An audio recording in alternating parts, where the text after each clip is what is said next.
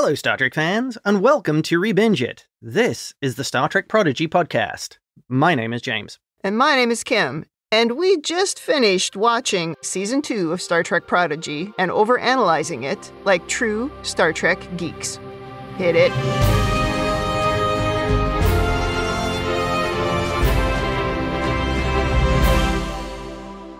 Welcome back to the podcast. We were a bit premature in saying that our Prodigy podcasts were done because today we are back. Yes. And we're back with a very special episode and a special guest. I'm very pleased to introduce Prodigy co-head writer and co-executive producer Aaron Waltke. Aaron, welcome to the ReBingeIt pod. Hello, hello. Live logs and proper. Nice. And this, of course, is the good Aaron, as we have referred to you on the pod because of your social media handle. We always call you that. Yes. And also, this is evidence that we didn't make you up on the podcast because we talk about you quite a bit, and here you are. That's true. I mean, I might just be an actor that I've been It's possible. I might have been given like a chat AI where you fed all of the descriptions of good Aaron into a filter, and I'm reading off of an elaborate script right now. That's possible. It is possible, yes. Anything is possible with AI. That's what we've been told. Yes. Trust us, this is not one of our friends who's really good at doing voice acting. Well, pleasure to be here. Long time listener, first time caller. Oh, thank you so much. Well, thank you for joining us. We've been looking forward to having a chat with you. We have, and we've got some questions that we'd like to throw at you regarding Star Trek Prodigy, of course, and maybe a few other things that are outside of Prodigy. Sure. We've also got a few questions from our kid correspondent, Mahi. I asked her mom if she might have some questions, and she said, well, of course, Mahi was going to have questions. So we do have a couple things from her mixed in here as well. Love it. I feel very threatened by a 10-year-old who seems to have a higher IQ than the two of us. She's only 9, which is even scarier, but... I love that, though, because I feel like those were my people when I was 9, were the people that I was the kid that stayed up late under the covers thinking about how Time's Arrow worked and how old Data's head really was. I'm even wearing the shirt that's referencing that episode. Nice. For listeners at home, I'm wearing a shirt that says the Mark Twain episode in the TNG font. I have a Discovery shirt on, so we're. Oh, and you have your DS9 shirt on, James. Yes. Okay, we're all on brand today. That's very good. Although I'm only wearing this because I don't have a Protostar shirt. That's true. I know. I feel like there's got to be some bootlegger out there that can whip some up. I'm sure they exist. We did give Mahi a Gwen t-shirt for Christmas, I think, last year, which she loves, because Gwen is her favorite character. Yeah. So hopefully she's wearing that today, and then we're all in it. Absolutely.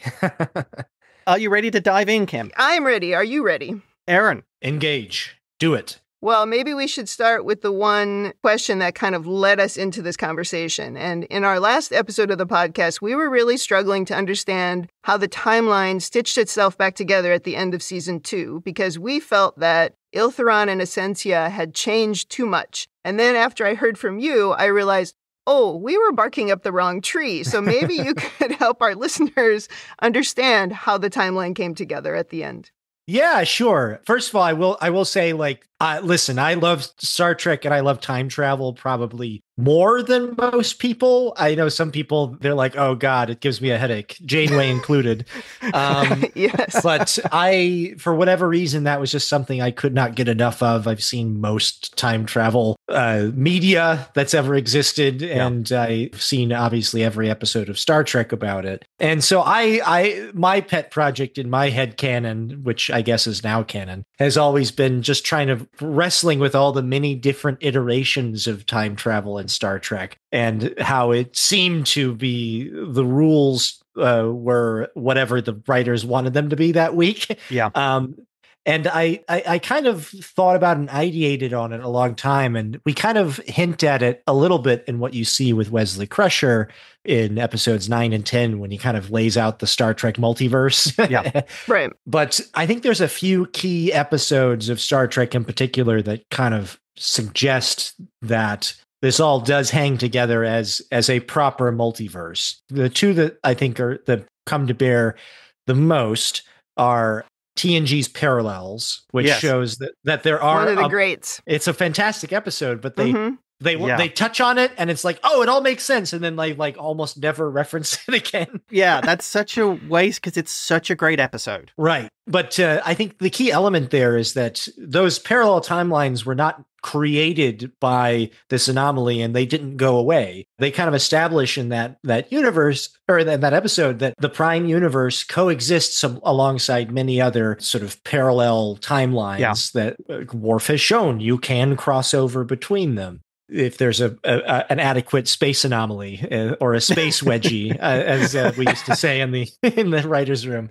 And, that definitely was explored a lot more in stuff like Star Trek Enterprise, where with the temporal Cold Wars, where you actually have different timelines effectively invading the Prime timeline, trying to alter it or conquer it like the Spheral Builders or whatever. But the only way any of that makes sense is if there is a multiverse of different timelines competing over who gets dominion, no pun intended, over the Prime universe or the Prime timeline, the sacred timeline, if you want to put it in Marvel parlance. So I think the thing that sometimes trips people up is like, that doesn't mean that you can't alter the Prime timeline. The Prime timeline can be changed, but it could also be changed back, but that doesn't preclude the existence of other timelines that can come in and affect it and vice versa. Yeah. So the grand unifying theory of time travel that we kind of played with in Prodigy is that it is a time loop for sure, but a better description of it will be describe it as a time figure eight, where you actually have our universe and then you have an alternate universe that the diviner came from. And then he traveled back into and crossed over into the Prime universe and was part of its timeline, so to speak. So the events that happen in the Prime timeline don't necessarily affect that alternate future that our story comes from. And the only reason that that Gwen is the only one that's affected is because her existence depends on the events that happened in that alternate timeline. Yeah. Right. And so they go into that alternate future, nudge events in such a way where they're uncertain. And that open timeline creates a sort of quantum superposition, if you will, a Schrodinger's cat, where her place in our timeline has been affected because her origins in the other timeline have been affected.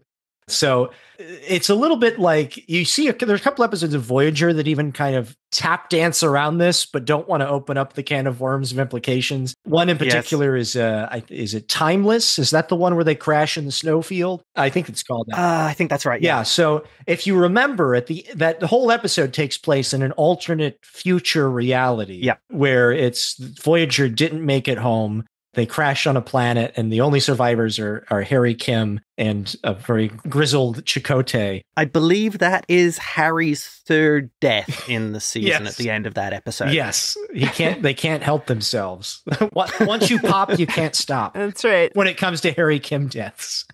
So if you recall, the way they resolved that is like the whole episode was in this alternate future where they're like, we have to send a signal back to alter the past. Yeah. So that the Voyager has a chance of making it home. Yeah, using the Borg tech. Yeah. They track down Voyager buried in the snow on this planet. They get the ocular implant from 7 of 9, send a message back to this alternate past self. Of course, the moment they change the past, in theory, if it was just the Prime timeline that was being changed, none of that would have happened and you'd have a bootstrapped paradox and it would be crazy.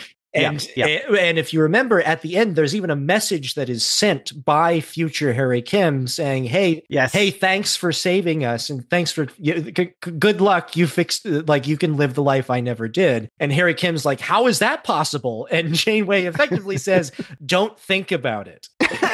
Don't ask. But the answer is that future alternate timeline still exists, but they have created a chance in the Prime timeline for it to not follow the same path. And that is what our heroes have done with Solum. They have they've effectively resolved everything in just enough that the big events still happen. Yeah. The protostar goes from the alternate future into the past of the Prime timeline, is buried in Tars Lamora, where there is some subspace signal that alternate future diviner can go back, find where it is, begin mining Tars Lamora, bring everybody together, and the events of the show still happen.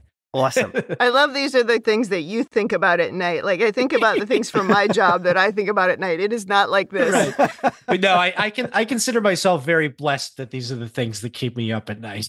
Yeah, I can understand that. After we finished our exchange in email, when you were kind of explaining this to me, you didn't explain it to me in as much detail in the email, but I had this realization that there was a mention of it being an alternate timeline in the finale of season 1. And so we went back and watched that together, and I said, okay, we should have remembered this, but somehow we sort of compartmentalized that. And then there's another thing later that Essentia says about the multiverse, and it's just like we didn't quite stitch that together appropriately. So my question is, when you listen to podcasts, right, like ours, and I'm sure you listen to many others, does it bother you when what you think you really did well and put together in the story, when we miss stuff? Or do you find it's like when you write something, it's just how other people interpret it, right? That's just normal writing.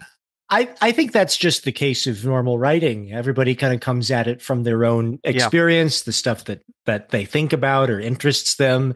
And sometimes there are certainly details and stuff, and my favorite stuff that I discover for the first time watching Back to the Future, for the 40th time. I'll be like, oh my gosh, the "you're fired" paper that he brought from the second movie disappears. I find that process of people reacting to things and working them out and turning them over in their heads is the best part. Like that, maybe just that's the Star Trek fan in me that I feel like Trekkies have made sort of retconning and headcanoning like their national sport. And so the idea that people are doing that with our show is a great honor to me. Sometimes I'll hear people wrestling with something and I'm like, oh, you're almost there. You're almost there. You almost got it. Oh, that's cool. Or sometimes they'll come up with something that I had not thought about. It was like, oh, that's not what we originally intended, but maybe if we return to that, I'll make that canon too. I heard a wonderful story from a screenwriter talking about how you went to a panel on one of his projects, and he said, the person on the panel said, and if you look at the color of the grass in this scene, it's the same as a dollar bill, showing the commercialization of sport. And that's the message he's trying to send us. And the guy said, I looked at that and thought, wow, I never noticed that before. That was such a great idea. Yeah. I'm a genius. Well, it was something that he'd never considered. But this person, that's what they saw. Yeah. And sometimes there are things that are at work subconsciously, that something, in the moment, because in television especially, you have to what they call feed the beast, and things are moving so quickly at such a pace that you make decisions sometimes because it just feels right and you don't even have the time to process why. And then someone will unpack it and they'll be like, yes, I guess that was kind of in the back of my head, but I didn't really articulate it in the moment. Especially choices with like how to revisit Chakotay's character and flesh him out a little bit. Yeah. There are things, choices we made that just we knew worked, and we didn't have time to explicate to every single person. Of course, yeah. And then, but now I'll see like fan essays explaining and talking out all the different connections and ties that at the time were just like vibes, and it felt right, and we knew it was right, but we weren't sure why. So anyway, so I'm glad I could answer that question, and you could revise the finale to be 10 out of 10. That was so great. It's a lot less grim than our view, or I think it was my view, which is Solom's doomed for all eternity. Right. It's always going to repeat. Yeah, that was grim. Yeah, that was if grim. This is an alternative Solom, or the prime Solom, Iltharin ends up being a good guy. That's so much more upbeat. Yeah, and that's something we talked about a lot in the room. Like there was a lot of talk about like the quote unquote easy way to write this would be it's just a predestination paradox, and they've essentially forced, like everything they've done it's been a fait accompli. It's like but we didn't want this to be a tragedy like Oedipus Rex, where like everything you do to try to prevent the thing from happening causes it to happen. Just makes it happen. Yeah. So we didn't want that. And that also didn't feel, for lack of a better term, really in the spirit of Star Trek. I feel like Star Trek almost always, it starts with some conundrum of like, this is an impossible situation. And part of the fun of it is the crew like kind of really venturing into those unknown spaces and opening their mind to beyond the binary possibilities, and then finding some other solution that is completely out of the box that kind of pulls it all back together and finds a third way. And that's sort of where we arrived at. the reason we didn't lay everything out as cleanly and clearly as I did just now is because we were always kind of wrestling with the fact that we have a lot of younger viewers watching. And these questions, right, I think, are questions that are far more tantalizing to older folks that have all of these different models of time travel floating in the back of their head. And they're like, wait, which one is it? Is it the Back to the Future model? No, it's the Terminator model. No, it's the Predestination Paradox. Yeah. And you're trying to put in all these boxes, whereas the way we had written it, hopefully, was for younger people, they just kind of absorb that and they say, this is the story as it is. Cool. And even if you're lost, you have this expert of Wesley Crusher who crossed time and space and says, don't worry, folks, as long as you do this, it's all going to be fine. But the answer is there if you really want to chew on it and talk it through over many a late night at a Star Trek convention. Well, this leads on to a quick question of, was the diviner aware he was from an alternative parallel? Did he think this was his universe that he was in, or was he? Did he know? I think he didn't. It didn't matter to him necessarily because. And let me explain my thinking in that. Yeah, I think the world of Solom that they were leaving behind was effectively a dead world. Yeah. And they were on their last legs, so to speak, and they realized that this world was doomed, but there is an opening here that we can both get revenge for our perceived slight. And we could create a new world where Solom lives and survives. And so I guess the sort of philosophical aspects of like, is it truly mine or is it more? Doesn't matter. He'd be creating a utopia eventually for his cloned daughter, and he would be creating a timeline where Solom survived. So it didn't really matter to him, I think. Yeah, that makes sense. No, that makes sense. Yeah, and it's sort of like, it's a little bit of that sort of fanaticism and zealotry and that sort of that idea of destiny and whatnot. There's a little bit of a city on a hill complex there, I guess. The line, whoever wrote it, was a great line of the confident in our supremacy. Yeah, that was mine. James says that a lot. Yes. I know. I think it beautifully sums up this person's worldview in a single line. It's excellent. Yeah. Yeah. So that's where we landed with it. We thought it was a really interesting conundrum, and if anything else, we were hoping that fans, young and old, would be chewing on it for a long time, and sure enough, they were. Yeah. Okay. Well, moving on to the next one. Wesley Crusher. Now, you took somebody I really did not like from TNG. Kim, we've talked about this in the podcast. I got a curated introduction to TNG by Kim with the best episodes on VHS. Well, so you took this character and turned him into something really compelling. How on earth did you come up with that idea? And where did that concept, where did the idea of bringing this new version of Wesley into the story? Well, let me start by saying I was a child of the 80s. And so TNG was like my Star Trek growing up. Yeah. And for better or for worse, as perhaps as controversial as his depiction was in those early seasons of TNG, I was the target audience for that character. He was the self-insert for me. Of course. You're like, oh yeah, look, the kids can save the day too. Awesome. And then and I obviously wasn't on like user.net or whatever and seeing people posting insane crap about what they liked or didn't like. And I was a little surprised afterward to find out that some people really didn't like him. But anyway, I guess in my mind, there always was sort of an idealized version. And I had just, as I was growing up, I kind of retconned out the cringy stuff and just, and, I always saw like that potential. But it was when we talked about it in the writer's room for Prodigy, there was kind of a threefold thinking process of bringing him in. One was, we didn't want it to just be a Voyager sequel as much as it is, because we had Kate Mulgrew, obviously want to use her and the people connected to her. Yeah. But we wanted it to be as much to be an entry point to all of Star Trek as anything else. And we were kind of talking through of like in the Blue Sky period where anything is possible. Well, what other characters could we bring in from other shows where it wouldn't feel completely shoehorned in and it would be organic, both on a thematic and plot sort of schema. And so we talked about Deep Space Nine. We talked about the TNG, were the obvious candidates being in the same time period. And we realized that like, if we wanted to bring somebody in from TNG, we're already dealing with we're like, the second season especially is dealing so intimately with like time and space and multiverse theory. And we're like, well, who better to kind of guide them through this Gordian knot of time travel insanity than somebody who does that all the time, and somebody who in theory might be this sort of the spiritual antecedent to our characters as the original Prodigy. Yeah. And very quickly, like almost at the same time, writer Jen Murrow and myself were like, wait, Wesley Crusher.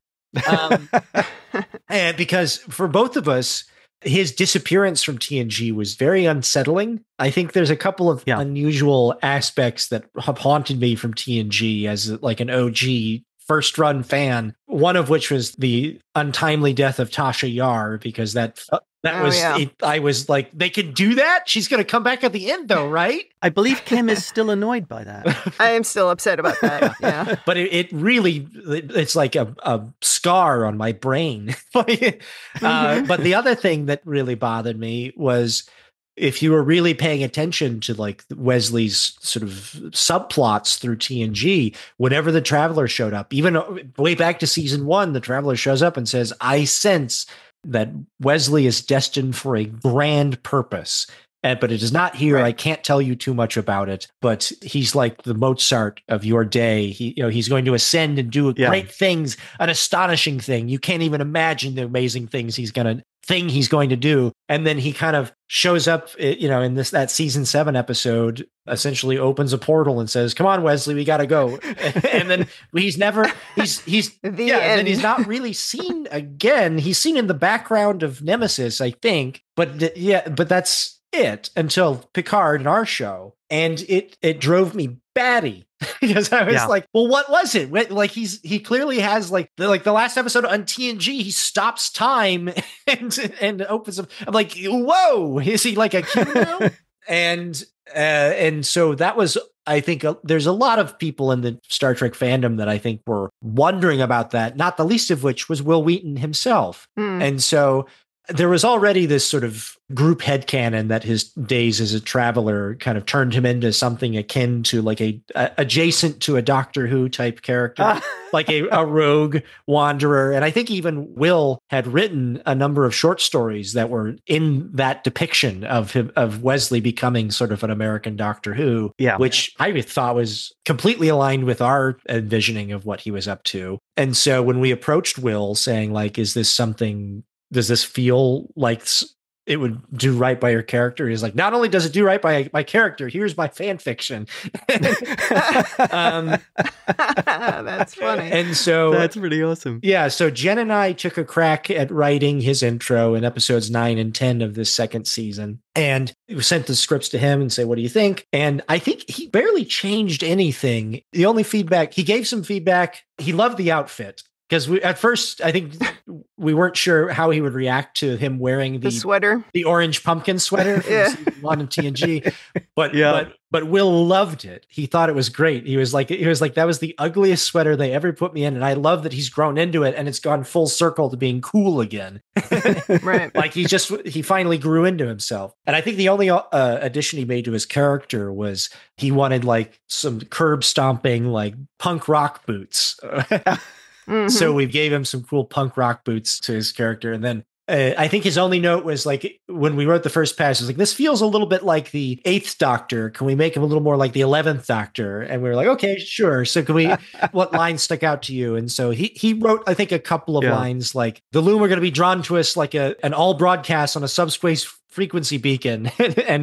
and we're like, all right, that sounds fun enough. That's something Wesley could say. So that was kind of what we arrived at. And then in terms of how we treated the character, we always kind of had a philosophy on Prodigy in particular that if we're going to bring in a character, they need to have like a function, not just for plot or for nostalgia, but we wanted not only for our story to be affected by them, but for them to be affected by the story of Prodigy. Yeah. And very quickly we realized that, especially as we started getting into talking with the folks on Picard and doing sort of a little bit of a collaboration there of him appearing in both shows, that we wanted to really dig into what it would be like for Wesley to have to stay away from his family and sort of be called off onto this sort of cosmic voyage that keeps him away, and obviously has created a little bit of drama, shall we say, with his mother, as we see in Picard season 3. And so just like how some captains are married to the sea, Wesley is married to the cosmos. But we thought it wouldn't be interesting to try to find some sort of emotional resolution, even if it's bittersweet, and it means he can't always come back, as much as you'd like. Yeah. That his experience with the young people on Prodigy reminds him that the very people that he's off traversing the multiverse in order to keep them safe, he's forgotten to be a part of their lives, and sort of reconnecting with them felt like a really great sort of apotheosis of that arc for him. So that's the answer.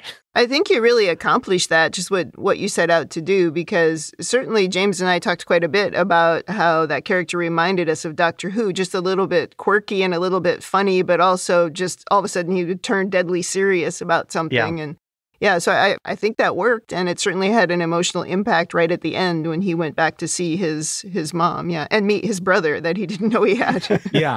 That was a lot of long conversations with Terry just to try to find a way for both of our shows to have like a nice catharsis without us stepping on each other, and make it more feel like they're both telling different parts of the same story.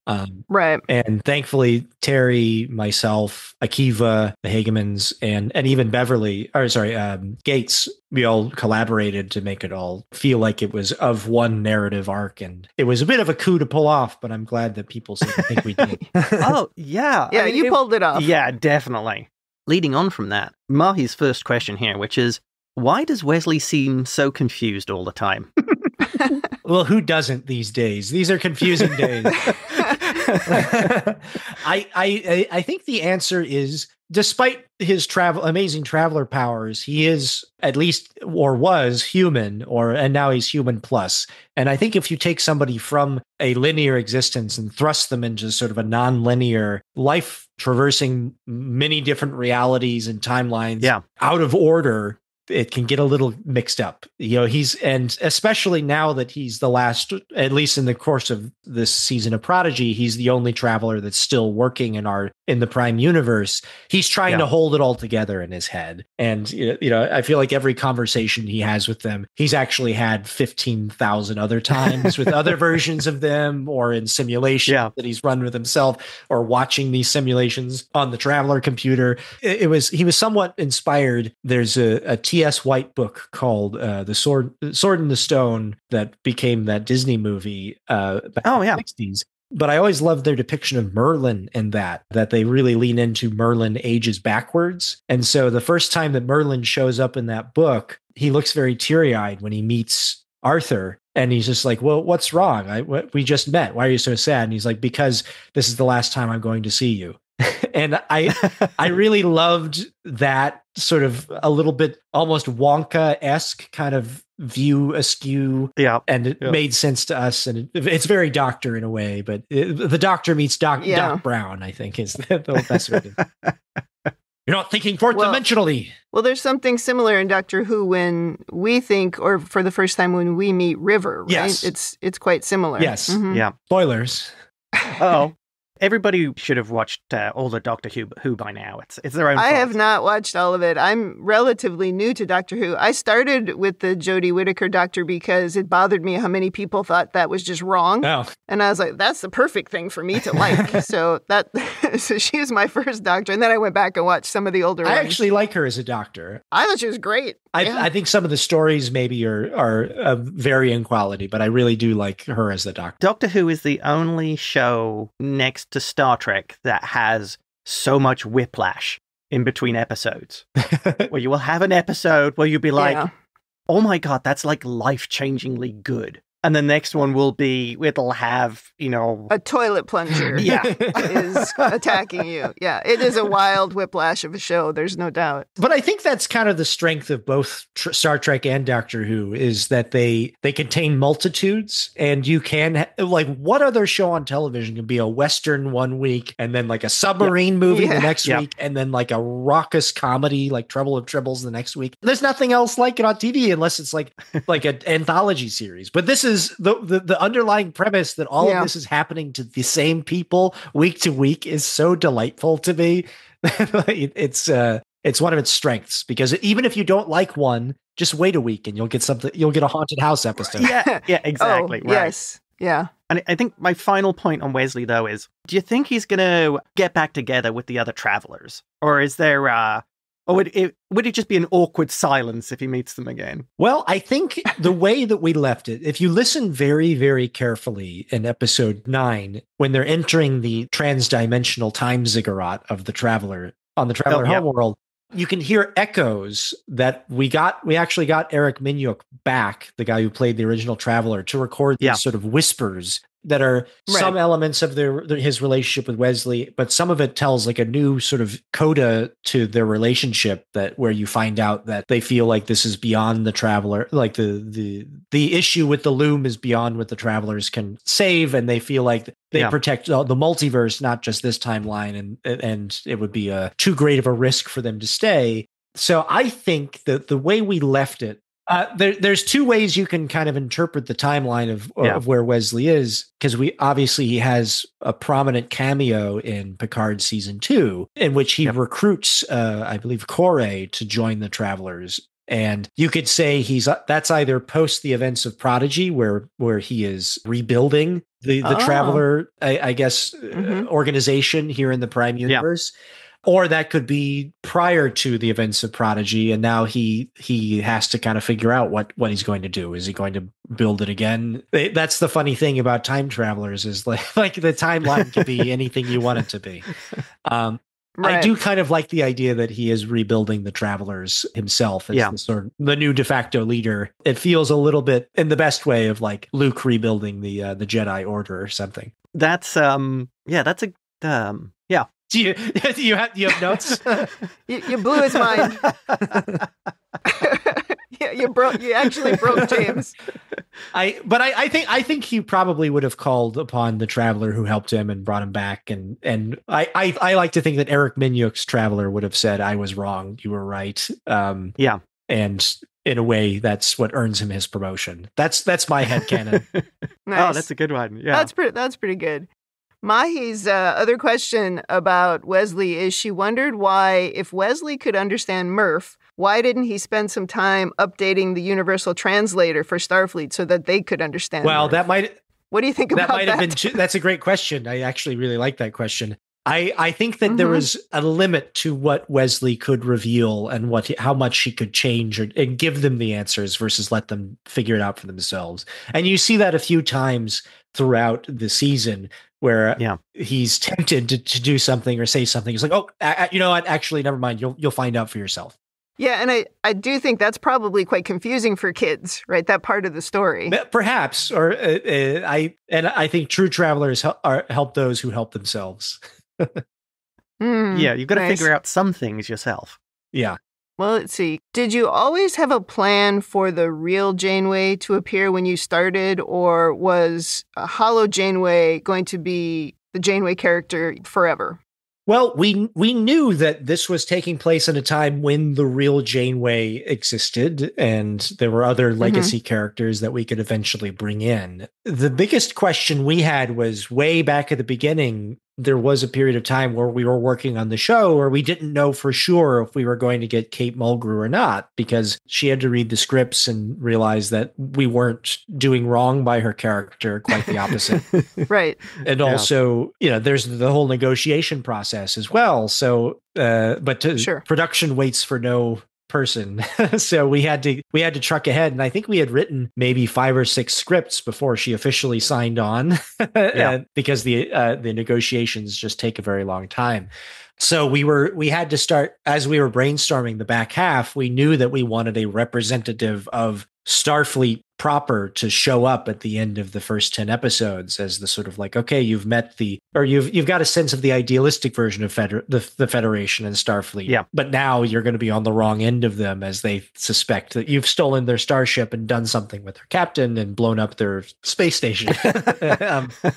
So who that would be was up for debate. I think we liked the idea of it being Janeway, but if it was not Janeway, the real Janeway, I should say, but if it was not the real Janeway, then we probably would have had to have had the hologram just be a hologram character, like a new character, which would have been okay, but it felt like we would have been missing an opportunity because, as we've seen, Zimmerman holograms are based on real people. The Doctor is based on Zimmerman himself. The EMH Mark II, if you remember, in Deep Space Nine was being based on Bashir. So it kind of felt right that, that a training hologram would be based on some great commander who could help people out when they were lost in some faraway place, like, say, the Delta Quadrant, and could help whip and unify some motley crew into shape, like, say, a captain who had to take a crew of half Maquis and half Federation and make them all one. And so it made sense for it to be Janeway. Yeah. At one point, we were talking about maybe when we had to think of a backup plan if for some reason Kate couldn't do the show.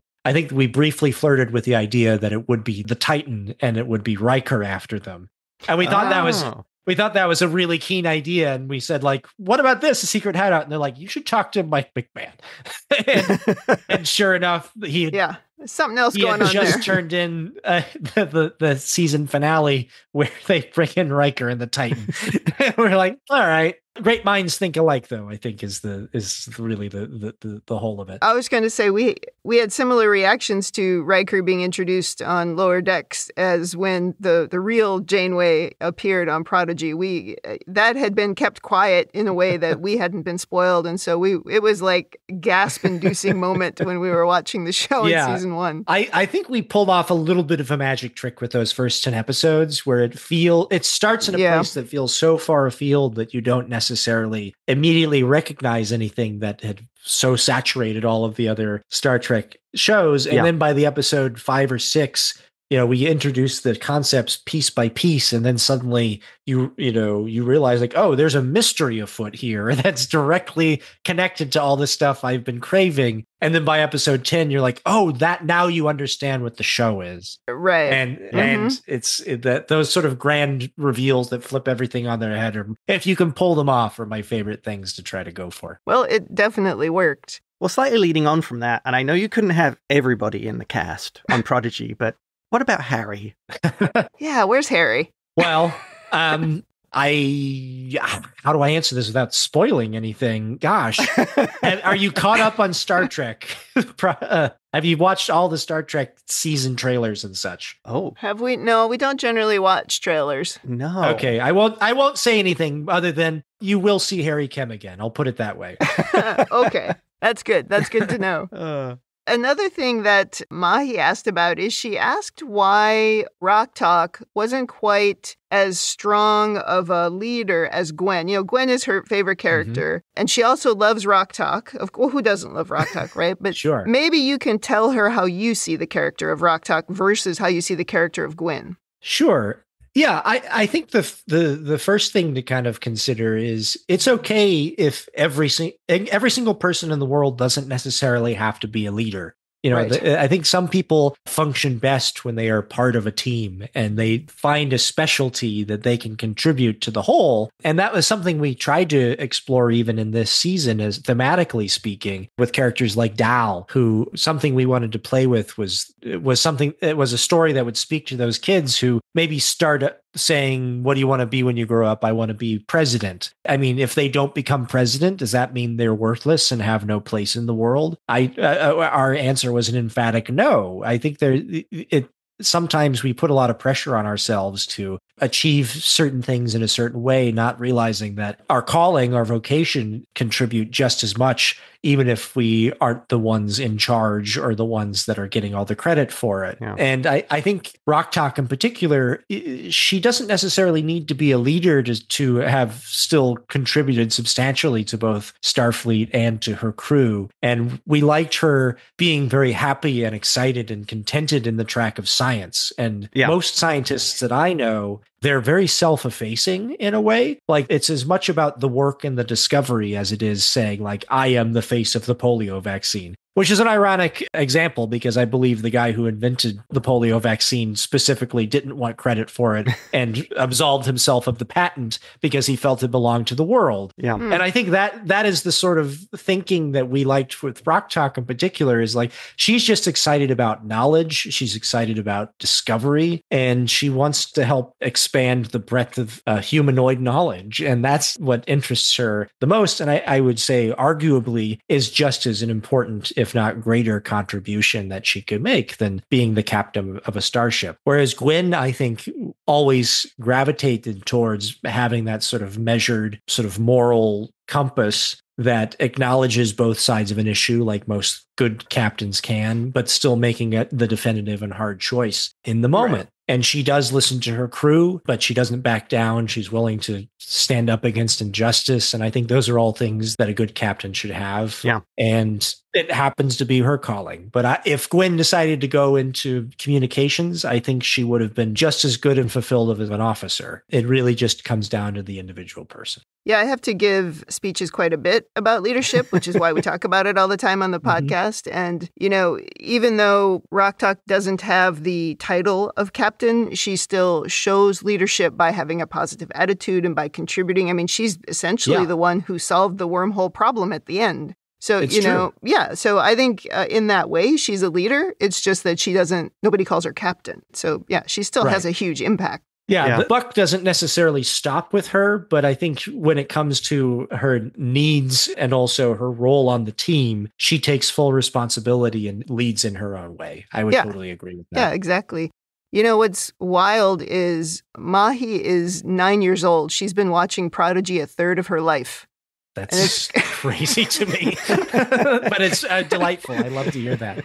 I know, it's wild. So, we frequently refer to Essentia as Khan-like. Mm-hmm. Was this the intent, or did we imagine it? Oh, it was 100% the intention. I think with both her and the Diviner, when we were trying to think about like what is a good archetype of a Star Trek villain, especially if we're introducing new audiences to like what is a Star Trek villain, we were like, you could do worse than Khan. And even when the Diviner is left on Tars Lamora at the end of the first 10 episodes, that was Kirk leaving Khan on SETI Alpha 5, not realizing it was going to become SETI Alpha 6 or whatever. Yeah. Right. So that was it was all meant to be kind of evocative of one of the greatest Star Trek villains of all time. I loved the way it worked. Yeah. In that final episode, when she's fighting with Gwyn, when she should be concentrating on the plan, opening her wormholes and destroying the Federation, and she's in a fist fight with this young woman. You're like, concentrate. Yeah, you half expect her to go, from hell's heart, I stab at thee. Yes, exactly. I mean, it was wonderfully evocative of Kirk goading Khan into his own destruction. Yeah, that's absolutely what her demise, or not demise, but her undoing was caused by. It was like at a certain point, not that we have to go too far down that rabbit hole, but I think that sometimes there is an implication with people who show up and say, I alone can fix things if you give me infinite power. And then you find out that they're just as flawed as anyone else. Yeah. And I think that is very much something we wanted to explore with Essentia, who at first seemed to at least have a motive that was like, I want to save my world at all costs. And then by the end, you realize it was just as petty and punitive as anyone else. Yeah. She just had a silver tongue. We were absolutely delighted with Jamila Jamil in that role. Did you have an opportunity to meet her in person? I didn't, but the Hagemans have had a chance to hang out with. She came to New York Comic Con one year, and they spent the whole weekend together. But Jamila Jamil is wonderful. She's definitely we've chatted online a little bit, and she does a phenomenal job. She was amazing in that role. We really loved her. Yeah, it's always great. You know, I'm a big fan of animation, so I really appreciate voice acting and people who can actually, make it work. It was just a delight to see her playing this character. The way she would just deliver those lines just nailed it. Oh, absolutely. And she even came up with some great little ideas herself of distinguishing the poor sweet Ensign Essentia from the Vindicator, of like, what if I gave Ensign Essentia like a sweet little American accent, and then when she turns evil, she goes full colonial. Oh, it was so good. It was so good. Kim uses the line from Essentia a lot. Oh, yeah. The one where they tell her to stop everything that's going wrong at the end of season 1, and she just goes, I can't. And then she disappears. She hits the eject button. Yes. Absolutely love that line. One of the things we were curious about was, did you have to change the way season 2 ended once you found out that the show had been canceled from CBS? No, we didn't actually change a word of it. Okay, that's cool. The ending of season 2, let me back up and just say, even starting this show, knowing 40 episodes of any television show is a small miracle. Yeah. And so we knew that every season, it was sort of like a gift that we can only hope we'll get more after this. But season 1, we added a few more cliffhangers than we probably should have, because we were a little hubristic, thinking like, we're going to get more. But season 2, we were like, look, we want this to feel like this chapter has a clean closing, but a door opens for another. Something that we knew was coming even from the very beginning of season 1 was one of our staff writers, Deandra Pendleton Thompson, who was the writer's assistant on Picard season 1. And so our show being starting in late 2383, we knew there was stuff that was coming down the pipe that was a profound sea change in the nature of the Star Trek universe. Yeah. And we didn't want to ignore it, because we felt that would be a little disingenuous, because there are some, like it or not, Spock did have his brain removed. It happened. There were some lizard babies that Tom and Janeway had. Those all happened. They're still out there. Get a lot of mileage out of that one in Voyager podcast. Yes. But my point being, that's sort of like, for better or for worse, the interconnectedness and the fact that Star Trek is a grand tapestry, even the things that you may disagree with or you don't like, they always have this connective tissue or these threads that you can reinterpret or explore, or have them be seen from a different lens, or bounce off of, or have unintended consequences. And if Picard season 1 was very much told from the perspective of one person, and you see about, I think in 2385, you see about maybe 7 minutes total in the entire show that take place in that period of time. And it's from the perspective of Picard on arguably the worst day of his life. So that we felt was not representative of everyone across Starfleet did not automatically react the same way. And that wasn't necessarily the whole story. Yeah. So what we wanted to do instead was, we saw this as a problem-tunity, to put it in Rocktalk's terms, to address that tragedy can happen, and it can happen unexpectedly and make no sense. But it's not about how you just let tragic things occur and do nothing about it. The Starfleet way is you pick yourself back up, you look around to see who needs help to be lifted up as well, and then you trudge forward and find the light in the darkness. And I think that, for better or for worse, that theme feels as resonant today as ever. Yeah. And we wanted to show that just because bad things happen does not mean you give up on the universe. You find a way, however small, to light that tiny candle, and maybe it can grow into an inferno of joy and hope. And we liked the idea that these young people will always be that light in the darkness, and they will find others, and others will join them. And it's not this grimdark period of Starfleet history where everyone is ashamed to be a member of the Federation. Yeah, because that's not something we really have enjoyed, is that dark part of it. So yeah, I do appreciate that. I will not make comments on seasons 1 and 2. James really doesn't like that. Yeah. Right. But like I said, I think it was from a very narrow perspective. Yeah. And I think with our show, as we were kind of turning a page into a new chapter, we wanted to show that even those dark days, it's always darkest before the dawn. And we wanted to acknowledge it, but also open a window. Yeah. The Doctor even says early in this season, when a door closes, a window opens. Right. It's never foolish to hope. And I think that's what we wanted the message to be. It was like, bad things happen, but you can always find where you are needed most. Yeah. And I really like that. Seeing as you mentioned the Doctor, quick question here. Are there any plans to publish the Doctor's works or fan fiction online or anything?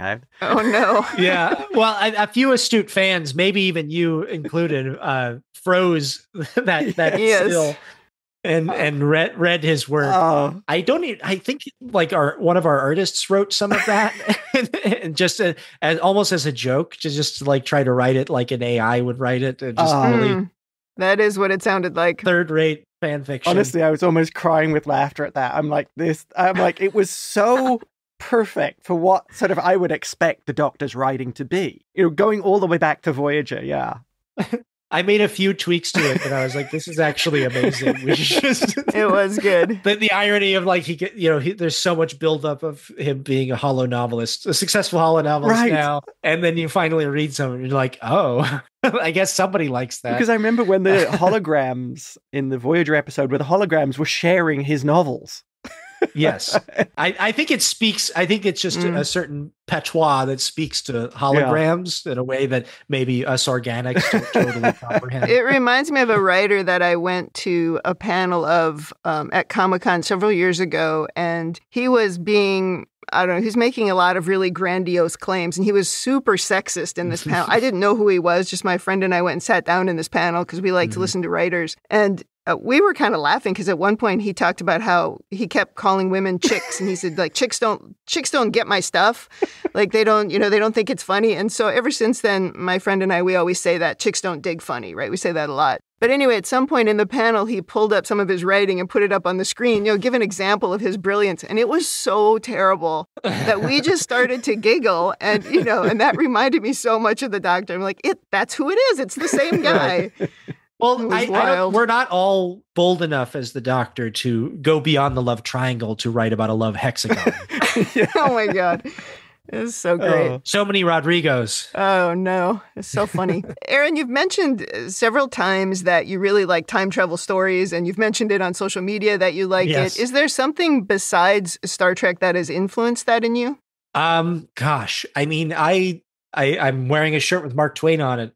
One of my favorite books in middle school was A Connecticut Yankee at King Arthur's Court. Oh. I also I sound so pretentious as a middle schooler, but I also really loved H.G. Wells in middle school, and I was obsessed with the time machine, the idea of the far flung future. Yeah. Mm-hmm. I think I reread that chapter where he escapes the Morlocks by going forward in time, and see that that's where he sees the lobster creatures on the beach and and all that. It's that was a huge part of it. Back to the Future is of course, perfect trilogy of films. I know people feel one way or the other about all three films, but I think they all hang together shockingly well. Yes. Especially if you watch them back to back, it's like astonishing what they were able to achieve. And I mean, I loved comic books and Twilight Zone and all of those sort of anthological things. And I think there's a number of time travel adjacent Twilight Zone episodes that have always stuck with me. It's for some reason I've thought about why I like that sort of head twisty science fiction so much. And I think time travel in particular maybe stuck with me is because it functions so beautifully as a metaphor at its emotional heart as someone who is wrestling with grief. Because at the core of every time travel story is the question of what if I had done something differently. Right. And for me, that always became kind of like the bedrock of what I want to do whenever I'm writing genre is like, this is a wonderful get out your popcorn thrill ride, but what are we really saying here? Yeah. Like, what is this function as a metaphor for that was allowing us to process by having it be about robots or aliens or dinosaurs or whatever.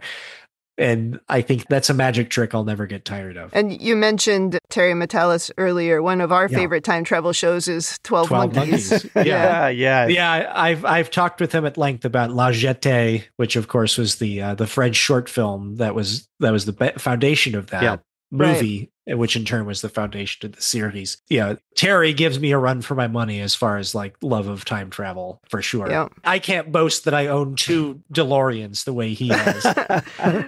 Oh my gosh. 12 Monkeys was one of the best Comic-Con panels when the show was still running. Oh, it's that's great. Right. Yeah. And it has maybe the best series finale of any show It was so good. We were so excited at the end by how good it was and how it wrapped everything together. Yeah, that was an awesome show. Everybody pause this and go watch 12 Monkeys. Yes. Mm-hmm. And then get ready for ReBinge It, a 12 Monkeys podcast.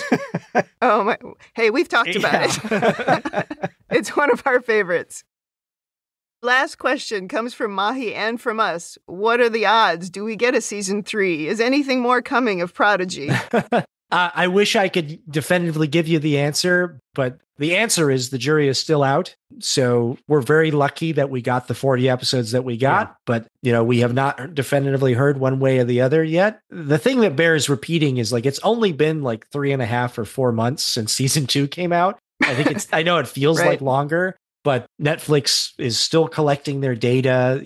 They have the data for the first 6 months, but that was only for season 1, which had already been out for 2 years. Yeah. So they haven't finished accumulating the data for season 2 yet. So keep watching, buy the Blu-rays, support us, spread the word as you have been. And, anything is possible. And we will gladly jump on any opportunity to continue these stories. But we are grateful for the stories we've been able to tell so far. So keep hope alive as the USS Prodigy warps to the Gamma Quadrant. We know we've brought listeners to Prodigy. Many of our podcast listeners, when we were doing Deep Space Nine, told us that they got tired of hearing us bring it up. So they just went and watched it and went, oh, this is a great show. Yeah, man, it is a great show. That's the way. This is the way. Yes. This is the way. To quote another Starbase property. Maybe I lied, and I'll ask you one more thing, which is, how did you feel about all the episodes dropping at once on Netflix instead of the original way that it ran in season 1?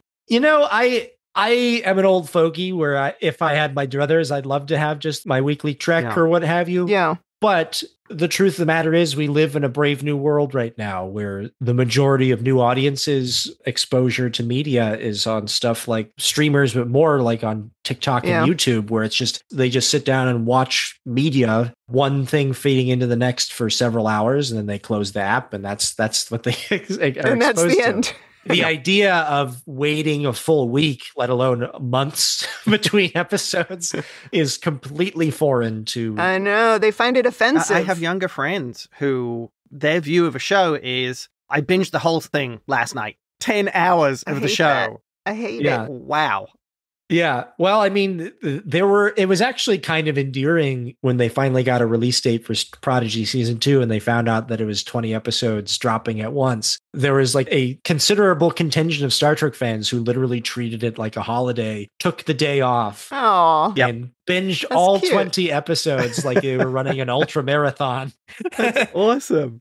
And then went back and methodically rewatched them alongside the podcasters or what have you. And, I cannot say that if I were not making the show, I probably would have done something similar. Maybe I would have watched it over 3 days, but I think it is sort of a once you pop, you can't stop kind of it's a Pringles situation. Yeah.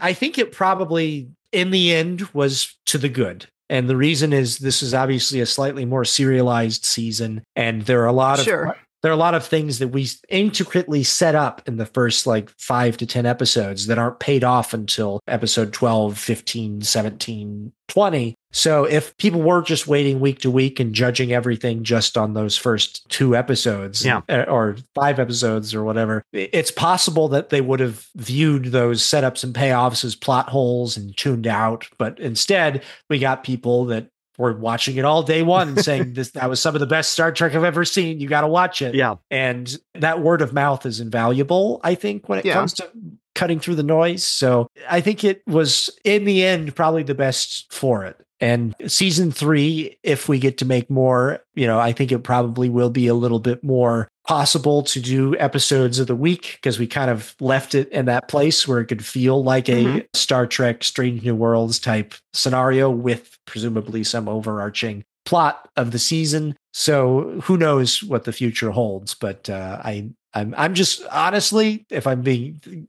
God's honest truth, I'm just glad that the show is out there and people Me too. watch all 40 episodes for what it is. And it's nice that we finally kind of taken our place on the pantheon. We've achieved the full circle of Star Trek fandom, where at first people are like, what is this? And then it goes to, oh, that was pretty good. And then, oh, that was actually the best. That was one of the best episodes I've seen. And then the final is, some people are saying it's their favorite Star Trek, which I'm like, we did it. We made it all the way around the horn. Nice. Yep, you absolutely did it. It was a great place to leave the show, because in the terrible instance that you don't get a third season, it's still in a wonderful place for any Trek show. It's like it's going back to, they're just exploring the universe. This is what Trek's always been. Yeah, and I think that the way that myself and the Hagen brothers and many of the other folks that we collaborated with, our attitude has always been that the best shows, especially adventure shows, subscribe to the belief that like the adventure never ends. Yeah. And having that open-ended sort of endless horizons, that you can find that North Star and go on straight till morning that's really the best way that you can close any chapter, with the hope for another. So totally. That's where we're at. Well, Aaron, to wrap up this podcast episode, I'd like to start by thanking you and the whole Prodigy team for delivering just such a beautiful Star Trek show into the universe. You know, you were really able to capture the spirit of Star Trek with these compelling characters. You also had so much humor, which is something that we love as part of Trek. And of course, some tears. The ending of season 1, I cried so hard. It was so beautiful. But also the show just visually is stunning. And so we just want to thank you for that. Well, thank you. On behalf of the whole crew, that means a lot to us. It was very much a labor of love and a passion project. For a show like this one, our budget was significantly less than the live action shows. So we're very much like a little pirate crew ourselves, just trying to punch as hard as we can and make it and evoke all the amazing Star Trek that we're trying to live up to in our heads, but with a fraction of the cost. So sometimes where there might be a whole team on a different show getting just the right production designs right, and that. On our show, it was one dude who just cared a lot. Well, that dude did a great job. It might not have had the budget of a Star Trek movie, but the look of it was just beautiful. And the music. Yeah, well, that's Nami Melamad, who also does the music for Strange New Worlds and Marvel movies and that sort of thing. But we got her first. You're smart. Is there anything that you'd like to share with our listeners about maybe something else you're working on now, or maybe how people can find you out in the universe? Well, I am working on some cool stuff, but I have to wait for the NDA to expire. Fair. So I think maybe what I have some exciting things I'm hoping to share with folks, but you'll know once they're out in the trades or whatever. Right. So probably the best way to stay abreast of what I'm doing is just follow me on all the social media at Good Aaron, GOODAARON. I'm on all of the social medias. I just have started really dipping my toes into Blue Sky, and I actually quite like it over there. So but I'm everywhere: Threads, Blue Sky, Instagram. Take your pick. Awesome. I'm around. Well, thank you so much for being so generous with your time and talking to us today. We had hoped to squeeze you into an hour, but we did go a little over. So really appreciate your time, Aaron. Thank you, Aaron. As people who have met me at cons know, if you get me talking about Star Trek, I will gladly. I can go 3 hours and we're like, hey, where are you going? I thought we were just getting started. Yeah, we just started. What are you doing? Oh my gosh. We're not in a rush, are we, Kim? We got no. If only I didn't have to go pick up my daughter from daycare. I would totally stick around. If I hadn't already worked a full day at my other job, I'm ready to go have a nap at this point. Yeah, well, thanks. This is really delightful. I just want to say it's been a joy following your podcast from the beginning. Like I said, that we were a little pirate crew that was just kind of doing our best to make the Star Trek that we wanted to see and put it out in the universe. And it's always deeply gratifying to hear it come back and hear other people experiencing it for the first time. And I've loved your podcast from the beginning, and my best to you and Jeff X-Force 11 and Mahi and everybody. Oh, thank you, Aaron. Awesome. Thank you, Aaron. Thank you. Peace and long life. Well, that conversation was an absolute delight. Yes, it was great to get Aaron's in-depth thoughts on the show, to hear it from the other side of the screen. Yeah, that was fun. And he was just so generous with his time, and he's been so generous in email. You know, anytime I've sent him a question, he's answered it. And yeah, he's just a great person. And he's the exact kind of person you want to be writing Star Trek. Yeah, I would agree with that summary. Aaron asked us there if we would reconsider our rating for the last episode. And I think you gave the penultimate episode a 10, right? Yeah. And then you gave half of the last episode a 10, and the other half a 4, maybe? Which was the lowest you've ever given. No, it was a 5, and it was the first 13 minutes got the 10. Oh, no. Well, I don't know. I guess, first of all, I would give Aaron a 10 for his participation in this podcast. Yes. I thought he did a great job. No question, that was a 10. Would talk with him again. Yeah, but would you change your rating? I guess, was your rating related to what he talked about and what we learned? Yeah, actually it is. I think part of my problem is some of my negativity towards Picard rubbed off on the end of the episode. And Aaron did make a really good point there. That part of what they were doing was, with the Prodigy crew, at the end, they were going back to the classic Star Trek. They're exploring the galaxy. They're still continuing to do that. They're a beacon of hope of what Starfleet and the Federation is about. So I think if I put my own biases about Picard out the way and just look at this episode, it's certainly the end of the episode, I think I would have to adjust my rating, and the whole thing does hold together. I will give it a 10. Mostly because, I see how maybe my opinions on Picard were overly negative towards the end there. But yeah, it is a great ending, and I really like, that is actually a really good idea, that if we're going to show the Federation in panic, then having the Prodigy crew as this shining example, this true believer, but tempered with the reality of the backgrounds they've come from. I do like that. So yes, I will reevaluate my judgment and give it a 10. Would watch again. I do feel like they really addressed the thing that you didn't like. Yes. Because they didn't wallow in the negativity of it. Instead, they said, no, here's a beacon of hope. Here's still what Star Trek is about. Right. Is exploration, right? And positivity. So I do respect that. I mean, I didn't give it a bad rating for me, so I don't have a lot to say that's different, but I do appreciate that I kind of misunderstood that we were crossing over from a different timeline, and that just, now it really makes sense, right? Now we don't have to clean up what was going on with the Diviner and what was going on with the Vindicator. Yeah. So I'll up my rating up to a 9, I think, for both of those episodes. Oh, cool. I think even in my initial view of it, which was not crossing over from a parallel, but was just Solum is destined to destroy itself, I still think it's a great story. Aaron adding the additional layer of, no, this is a different Diviner. We gave breadcrumbs showing you that. I think it works arguably even better. I loved Aaron's comment earlier where I asked him, did the Diviner know? And from this Diviner's perspective, doesn't care. It doesn't make any difference. Yeah, it's kind of wonderful. I think it makes the Diviner just an even, more kind of awful character, and the Sensia, because you have this Solum that has a potential for being a great civilization, and they're going to destroy it. They don't care. It's like, you're worse than the people who destroyed your own world. You're the reason why we can see now why Solum ended up in a war and destroyed. To quote John Cleese from Time Bandits, what awful people. I also really appreciated learning that they didn't change anything at the end, because CBS had canceled them. That instead they were just trying to say, no matter what happens from here, here's a positive spin on it. Yeah. That was nice to hear.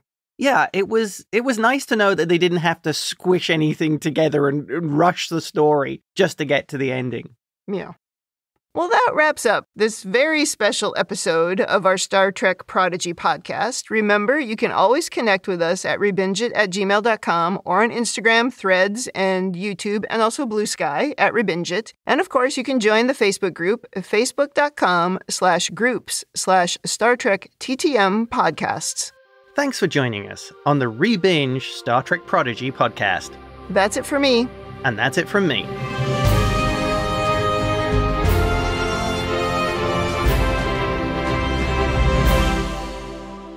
and listen to Janeway.